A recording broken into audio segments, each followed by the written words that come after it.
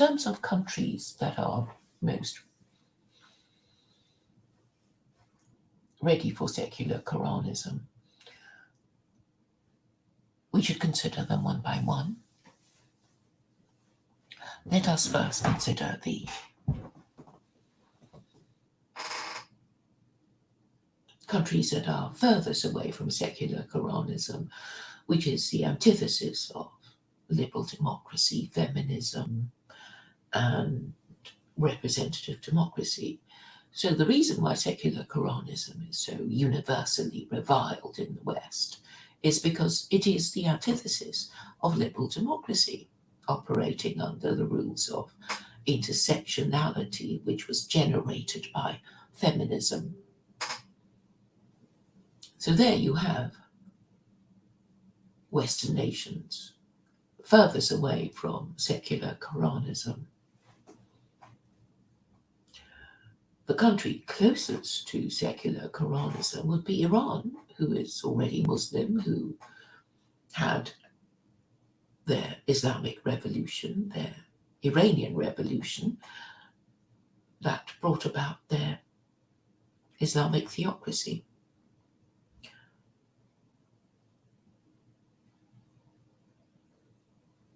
Let us then consider the rival empires to the Anglosphere, the Western countries that are aligned to the EU and NATO.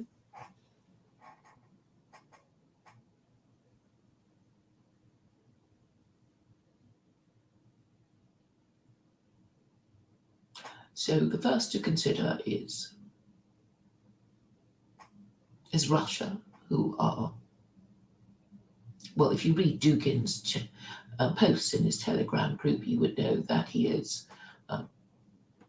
unambiguously opposed to liberalism. He hasn't said anything about representative democracy, though, and he does affirm Russian identity as being based on Orthodox Christianity. And I think this is a mistake, because unless you admit that there's something fundamentally wrong with a religion that requires compulsory idolatry and blasphemy, you will keep going wrong. You need to absolutely denounce it and renounce it, but I know it's not going to happen overnight. But the state should at least consider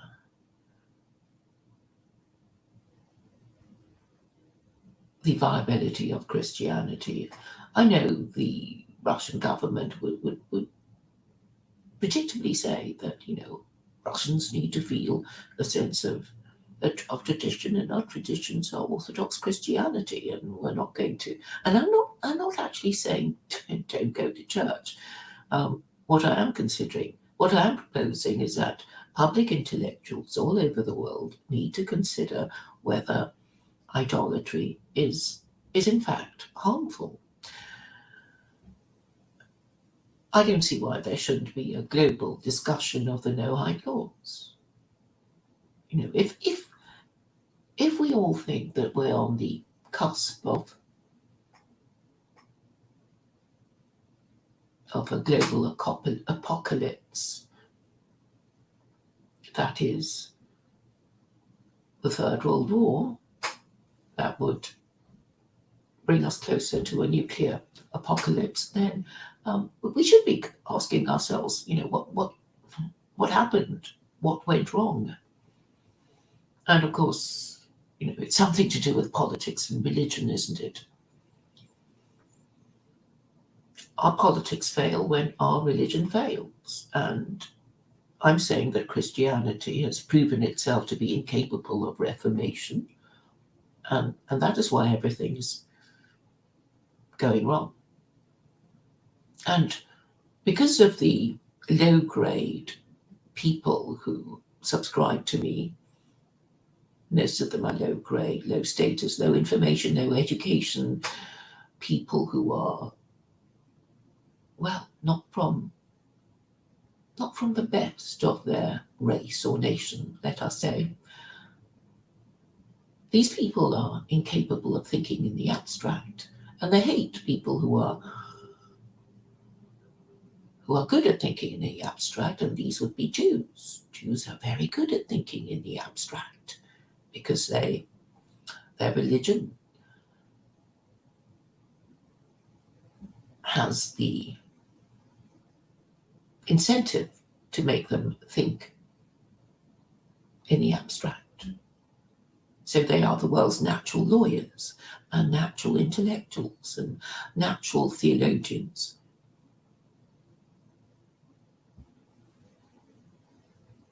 While militant atheists are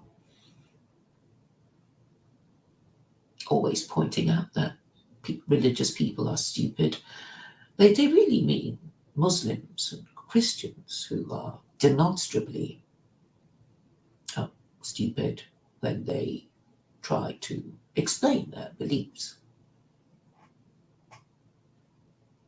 Muslims are, well, not all of them are stupid, obviously. In fact, you are actually more likely to be clever as a Muslim than as a Christian, because Islam has a system of rules that would have the same effect on Muslims as the rules of Judaism have on Jews if they take it seriously.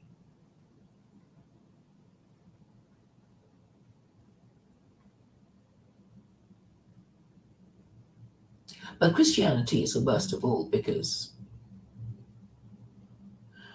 actual membership of the religion requires you to affirm that you believe that Jesus is God, and because that is plainly an absurdity, it will either make you seem stupid or corrupt if you only pretend to believe in it in order to be a member of the Christian gang. And you had to be a member of that gang if you lived in a society where Christianity was taken seriously, because if you weren't a member of the gang, you would be socially excluded. And we know what happened during the wars of the Reformation, the English Reformation, and how mean Christians would be to each other. You had to be the right kind of Christian, and from age to age, Christians were not really sure which was the right kind of Christian to be. And in America now, there is this move towards Orthodox Christianity, which I believe is nothing more than, the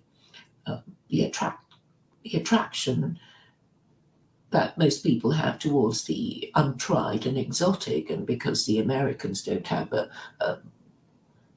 tradition of Orthodox Christianity, and they basically admire the Russians because the Russians don't have the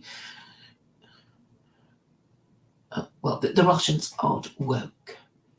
The Russians aren't obviously a degenerate matriarchy, and they are being led by Putin, who is a man that disgruntled Americans obviously admire, because he at least can be seen to be promoting the Russian national interest, while Americans just don't see what their government is doing that will secure the future of their nation. And so, in large numbers, it seems, many disgruntled Americans support Russia because reason impels them to support the policies of a man who can be seen to be acting in the Russian national interest.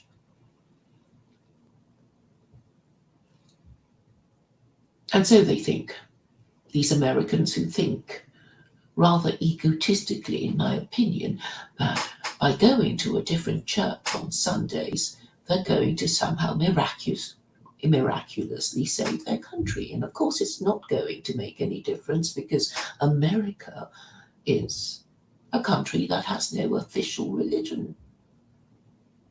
So it's not going to help anyone at all if you convert to a different kind of Christianity. Just because you admire a man leading a nation whose national religion is Orthodox Christianity, it makes no difference at all. I have been trying to tell people, but they're not in a position to have an honest and rational conversation with me about it. And I do realise that a lot of Westerners are suffering from amnesia and dementia. Amnesia because they don't understand their own history. So you can't even refer to historical events for them to recognise, the particular lesson of history that they were supposed to have learned. They actually don't know what I'm talking about, and they don't care to ask. And all they know is their hatred of Jews and Muslims and their government. So on the question of Orthodox Christianity, I'm saying it's wrong. It's still wrong, because the Trinity is ipso facto idolatry and blasphemy, and Anglo-Saxons have been are just more degenerate because they are actually a victim of their own success. Because they were so successful, they grew indolent, degenerate, sexually liberated, and degeneracy is a consequence of the progressive lowering of standards of sexual morality since really the 1970s, which is when the pill was invented.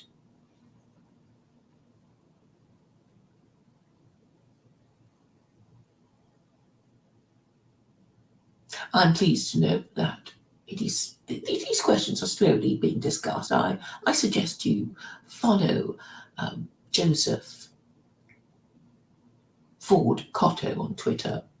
He's actually a secular humanist and a Jew, but he is discussing these topics with greater intelligence than the others that I can think of. He is important because he is tweeting from the standpoint of a secular humanist who I hope will be eventually amenable to reason, because I only put reasonable arguments. I don't assume that everyone believes in God or that they are evil for not believing in God. I do propose solutions. He is capable of understanding them because he prides himself as a journalist and a writer and an intellectual who regularly streams with Paul Gottfried, a Jew who did go to yeshiva but seems to have forgotten everything about what he learned. He is a Jew promoting paleoconservatism without daring to acknowledge that conservatism is kaput, because Christianity is kaput, because Jews have always been a little wary because of the history of persecution by Christians. So, in a way, it's understandable, but sometimes, there comes a time when you have to bite the bullet and tell people who need to be told what is wrong about their society. It affects all of us, all minorities who live in the West, about the problem of the failure of Christianity, which they won't discuss because they are neurotic about it. Just accept that they are neurotic about the failure of their religion, and note the way they cling to their cross because they are afraid of Muslims and think Jews have it in for them. Obviously, to avoid violence and civil disorder, a few home truths need to be pointed out to them.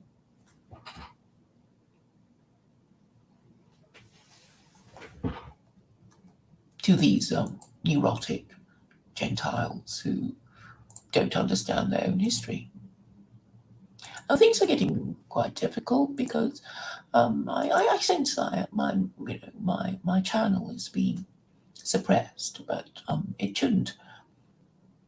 It wouldn't. I won't let it interfere with the scope of my activities. I should really interpret the fact that I am being shadow banned as a sign of success, that the matriarchy is wishing to suppress my message, and if it's not being understood, the reason why it is not being understood is because there are these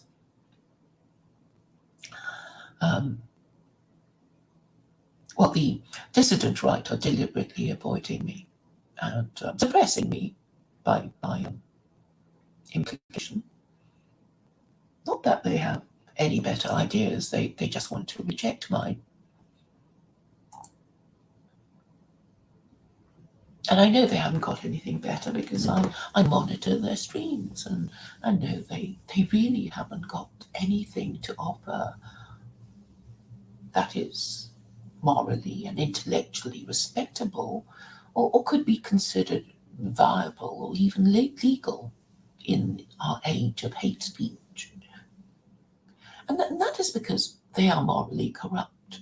And to be corrupt does not actually require you to take bribes or commit crimes. You just have to ignore and deny the truth. And the truth is that there is no better available guide to humanity than the Quran, however much you hate it as an Islamophobe. And if you acknowledge that you are an Islamophobe, then, well, you've already lost the argument, because a person who is more capable of using logic than a person suffering from an irrational hatred and fear, we know that the more rational person wins the argument. And that is why so many people dislike being described by me as an Islamophobe, because they know they have no defense, because they know they really hate Muslims and they can't really defend themselves against it. I mean, I guess what they're trying to say is we hate Muslims because, the usual things they say, the Islamophobic tropes, Muhammad was a pedophile and, all female Muslims are subject to FGM and the usual things. And what they do is lie to themselves, and in order, okay, they make up crap about Muslims and they want to believe in it because they need to believe in it in order to stoke the furnace of their oven of Islamophobia. That is how they can keep it going, because if they actually admit that, the Quran is a reasonable book, it's the most liberal, if you want to think of it in this way of the two revealed scriptures from the Abrahamic God. So, they have to reject what I say, continue to believe in the nonsense that they believe in order to keep their rage and hate and fear burning strongly, because their Islamophobia is their identity, their anti-Semitism is their identity, and it has to be like that because they reject Christianity, and because they hate Jews, they won't accept the no-hide laws or even discuss it, and because they hate Muslims, they can't read the Quran or discuss it in an honest and reasonable way. And they are basically backed into this corner of hatred and fear, which has become their identity, and there's no way out of it, really. I mean, I'm content to wait for them to, come out of their corner. I invite them to come out of their corner by engaging with me, but I guess a lot of them are too. Okay, they don't want to be the YouTube channel, that platform secular Koranism. They just don't want to be the one. Although they can't help thinking, yes, it is a problem. And I know this because they're only left with neo-paganism. What happens if you hate Jews, you hate Muslims, you reject Judaism, you reject Islam, you know Christianity is kaput? What have you got left but Hinduism and Buddhism? And if you don't want to adopt the ethno-religion of India, what are you left with? You got your own. You can, I guess, go back to your pre-Christian pagan deities, and that's all they have. That's all. That's what Adam Green is left with, and that is, and as for the other anti-Semite, E. Michael Jones, he's left with telling Americans that they had better adopt Christianity and Catholicism because their Protestantism has failed. They have nothing to offer Westerners, and therefore I am a giant among pygmies. In terms of being the thought leader of the alt-right, they wish to suppress my ideas and ignore them, but they will eventually find themselves going through all the talking points that I regularly address.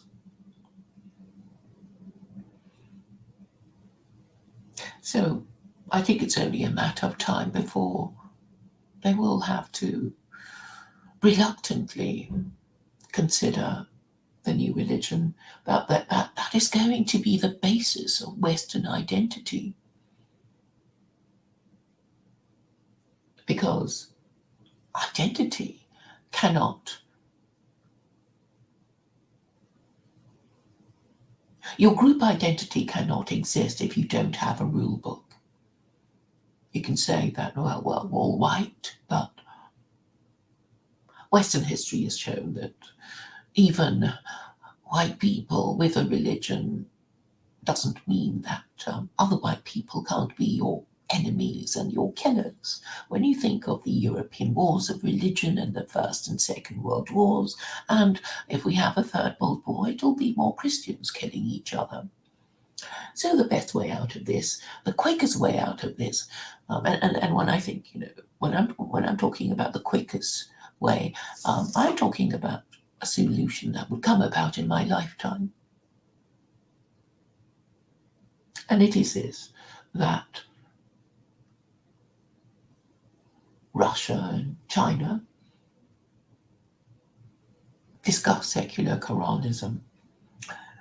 Now, why would they do that? I'm saying it would be the quickest way to, give it to the West with both barrels, because obviously, I'm going to be suppressed with my how many viewers? I've got 6 viewers now, but obviously it's a bit slow. And obviously I should be platformed on mainstream media, but I know mainstream media are not going to platform me because secular Koranism, this idea of a one-party theocracy, is the antithesis of the matriarchy. So the quickest way to do it would be for the Russians and the Chinese to talk about secular Koranism, and this will mean that the West will have to talk about it too. Now, the best way, okay, so I'm saying, apart from Iran, who is the closest to a one-party theocracy? And I'm saying China. It's already a one-party state, so it can just, say, so if you're already a one-party state, secular Koranism is just like, somebody already fully dressed, putting on a hat. Russia is a little behind because it's still technically a parliamentary democracy, and it should become a one-party state, just to, make the point to the West that, it's not going to follow it's not going to follow in their wake as regards representative democracy and Alexander Dugin. I know, is making his entire political philosophy based on the rejection of liberalism and, by extension, parliamentary democracy. He hasn't said that about parliamentary democracy. He's still talking about, actually, I'm not sure if he's still talking about representative democracy, but so anyway, we know that the Russians are behind China as regards being in harmony with secular Koranism. Actually, China does a lot, a lot of its policies are in harmony with secular Koranism, because the Islamic commandment of consultation by the government to the governed is something that the Chinese do already practice. They have their policies, they implement it, and they actually ask, farmers and, whoever is subject to the success or failure of their policies, how things are working. So there was a time when, governments who are not formally Muslim would, do the thing that is commanded by the Quran and have good results.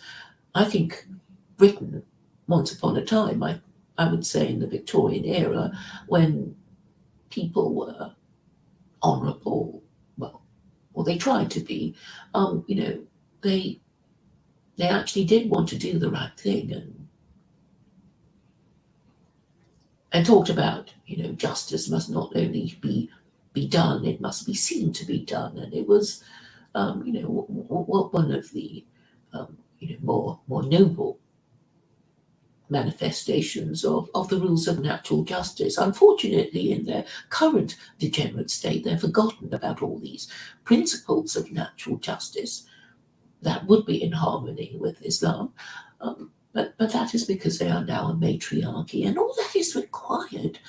I mean, I go on and on about this, is that the ideological war is eminently winnable if only the right people in the right places are actually prepared to make the sacrifice or take the risk of saying what needs to be said in order to do what needs to be done. And so far, unfortunately, nobody of any moral or intellectual authority will talk to me. I only get, low-grade people posting shit in my live chat. While, you get people like Joel Davis and Richard Spencer saying they're going to talk about Western identity, and they're not talking about it. And then you get, really dumb streams like Adam Green and E. Michael Jones, saying the future for America is to become for Americans is to become Catholic, and Adam Green saying all the Abrahamic religions are Jewish, they reject them, and what I don't think he even says what the alternative is. He hints that he knows a little about, and this is what's on offer. So of course I'm going to be a giant amongst pygmies. In theory, I could go far. If people like, what's his name, Rob DeFore, of Islam for Europeans on Twitter, will debate me. He said he would, but I'm sure he'll find some excuse, because he won't be able to find, any Muslim, any Asian Muslim he knows to moderate a discussion about secular Koranism between him and me. We know how timorous he is. He's so timorous that he disapproved of Daniel Hakikatchi talking to Mark Collett. And I've noticed that Daniel has not pursued his advantage and asked repeatedly. He should be asking Mark Collett repeatedly if he has read the Quran and when Mark is ready to have a discussion with him about it. Now, I've had one stream with Mark Collett. But he's not going to talk to me again, because all he's been doing is telling people not to mention secular Koranism. In fact, on the stream that Mark and I were talking, he told me that I wasn't to mention secular Koranism, and I was as good as my word. But yes, he's been going around bad mouthing people, me to the others, and I'm sure he's made quite clear to millennial woes that he is not to platform millennial secular Koranism or else. And I know that Colin's afraid of him and is deliberately wanting to remain in his echo chamber. But every now and then he does talk about it, because he can't help it, because it's on his mind. Because if you really care for your racial hygiene, as I imagine all ethno-nationalists would care, then how else are you going to reproduce yourself other than within wedlock and with paternal and parental authority? And how are you going to get that if you don't support marriage? And how are you going to support marriage if not by forbidding its substitutes? The substitutes to marriage would be, of course, fornication, sodomy, well, bestiality, incest, but I guess the last two are not really perceived problems.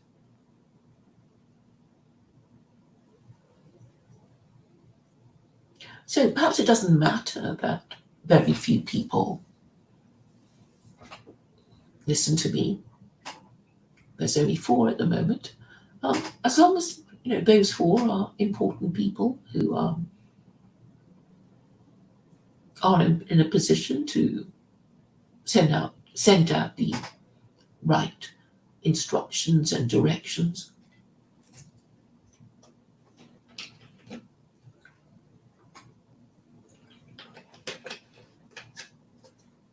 So the quickest way to avoid World War III is for CGTN in China to discuss secular Koranism, RT to discuss secular Koranism, and any member of the dissident right to talk about it. I mean, there should be, some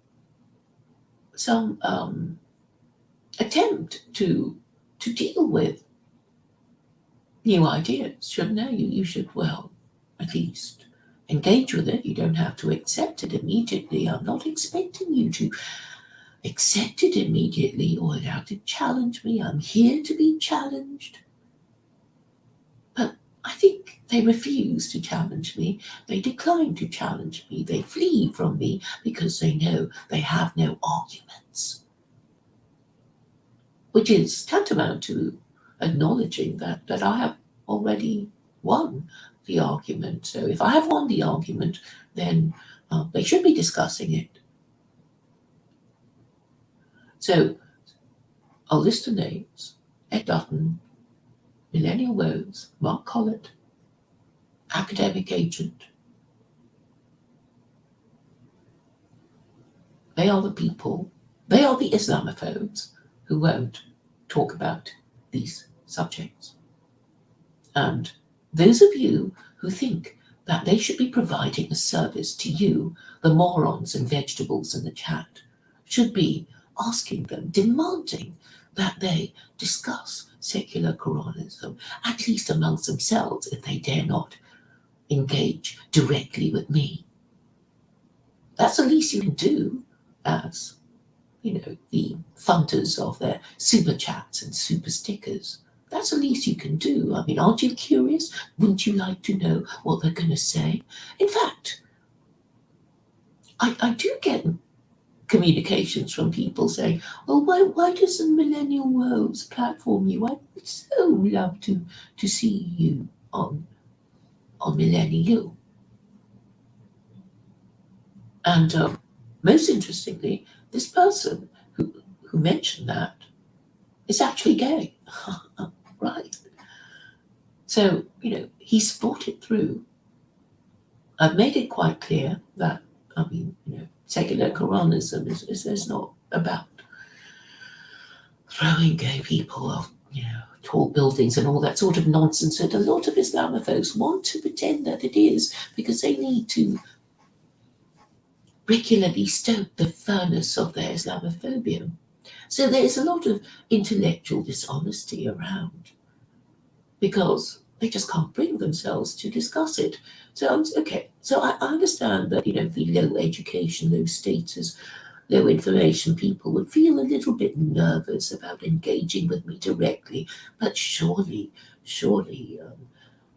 people who have studied theology and anthropology like Ed Dutton and Millennial Woes, who seems to be the thought leader of British nationalism, and Mark Collett, who thinks he's its political arm. Well, I think they should be prepared to engage with me. Who else? There's Nick Griffin. He doesn't like talking to me. I've spoken to him before, but I don't know what his problem is. I mean, he has nothing to say to the British people except, the white urban proletariat should flee to the countryside and have lots of children, using what money they're going to have. It always costs money if you want to move house, right? So, and these people probably haven't got, houses to sell or even own their own council home. So, what is he talking about? He hasn't got anything to offer them, and he doesn't want to talk to me because he doesn't want to reveal the poverty of his ideas and his stupidity and blaming Jews and Muslims is the cause of his downfall. His cowardice in pandering to the low IQ, low education people in nationalism, and quite a few of them, has made nationalism, British nationalism, something that has been associated with the lower classes, because they want to pander to the biggest group of supporters, and it is always the lowest common denominator that they pander to, and UKIP did the same thing. And what explains my success is that I refuse to do this. And so I have clarity and principle, and it doesn't matter that I only have 4 live viewers at the moment, because I've spoken to most of them. They know who I am. They just think they can ignore me, but I don't think it's possible for them to do it, because there will be people who will want to know what their reaction is to secular Koranism, and they want proper arguments, not lies and the usual Islamophobic tropes. I've dealt with all their issues, but it doesn't matter if I do deal with all their issues. They will, their position is that they have to hate it. So that is really the problem. As for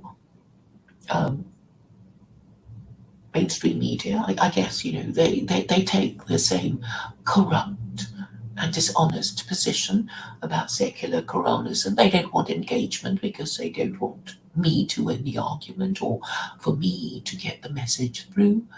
So that's a reason why they won't engage. And isn't it interesting that the establishment and those who are anti-establishment political activists take exactly the same attitude, use exactly the same tactic?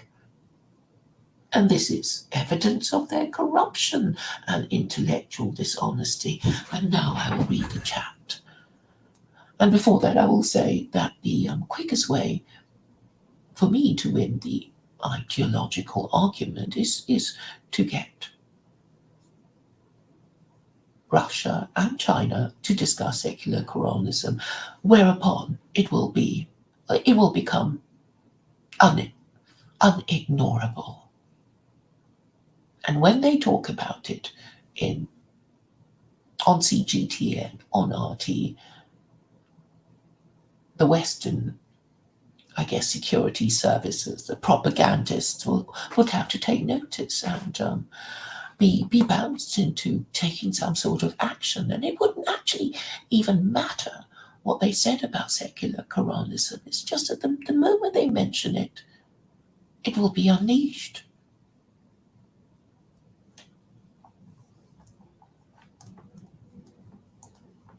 Some comments in the chat.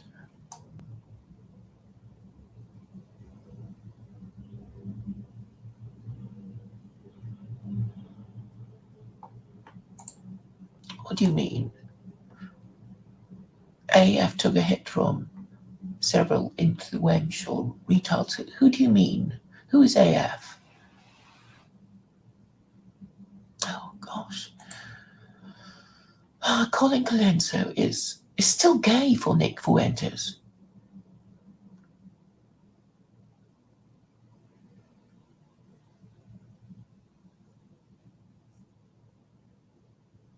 What are you saying?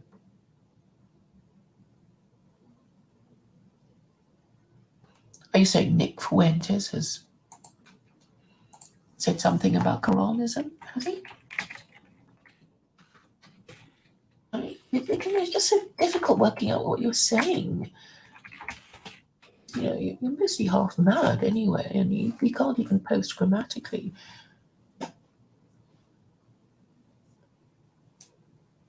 So, I don't think Nick Fuentes has been even talking about Islam, has he?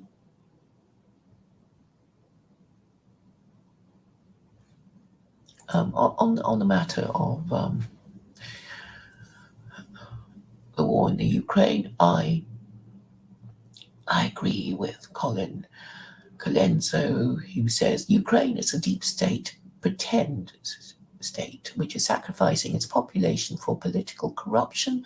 Russia is merely defending its national interest. Yes, we are agreed about Russia defending its national interest. I make no comment about Richard Spencer's view about COVID. I leave it to others. I choose my battles carefully. I know it will surprise some of you to say that I say that, but I refuse to discuss COVID because there would be no point.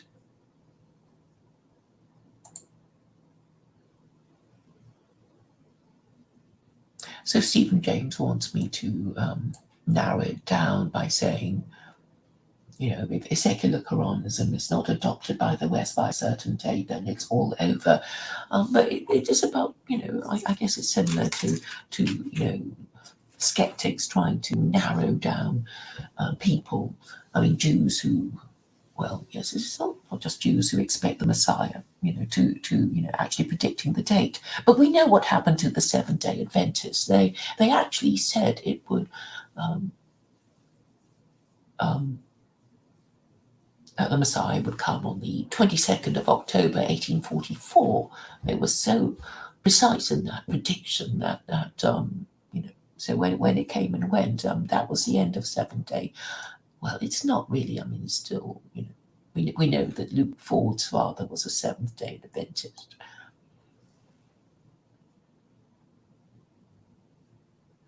Now, of course, I'm not going to give it a give an exact time, but you know, okay, I'm just going to say within my lifetime. I could pop my clogs tomorrow, but let's assume that I'm going to be around for for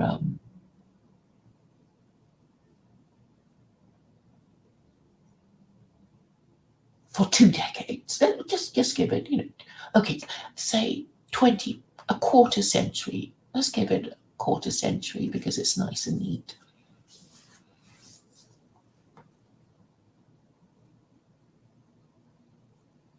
Hi, Vincent.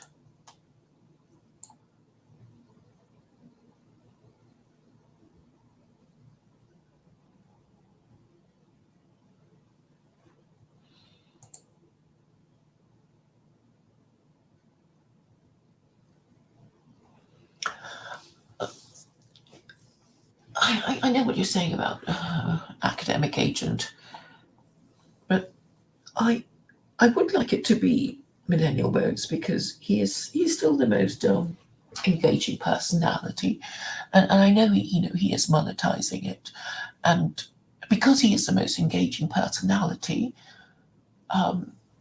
the message would just go further than this than AA. And I know AA is allowed on Cotto Gottfried.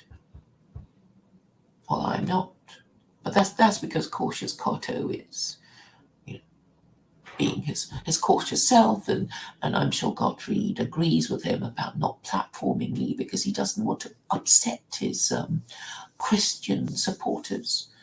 And but I think things are coming to a head. I'm very lucky to have met Sam Samuels, who likes to come on and direct his message, especially to Jews. I know he's not interested in Gentiles, and I don't mind him, giving him a platform to really address Jews. Whom he wants to come back to Israel from the diaspora. And the fact that he doesn't want to talk to Gentiles will actually make Gentiles more interested in him. So, that's fine by me. What else? Yes, and the fact that I'm platforming Sam Samuels, who only wishes to talk to Jews, to invite them back to Israel, actually serves the interests of white nationalists, the anti-Semitic white nationalists who want Jews to leave their country anyway. So really, I should be getting lots of attention, and the fact that I'm not getting attention is probably because of people in the chat are not being sufficiently active in promoting my channel. I obviously you should be promoting my channel because I'm so useful to you. I am addressing all your problems. Even if you don't agree with my solutions, you haven't got anything better, and perhaps one day you will grow up and accept that I'm actually right about your kaput Christianity. I've given you enough time to come to terms with it. All right then, that's all I want to say. Thank you for coming by. I think there is a theoretical possibility that secular Koranism could be adopted, hopefully before the Third World War, and I give it a timescale of 25 years. Thank you for your attention.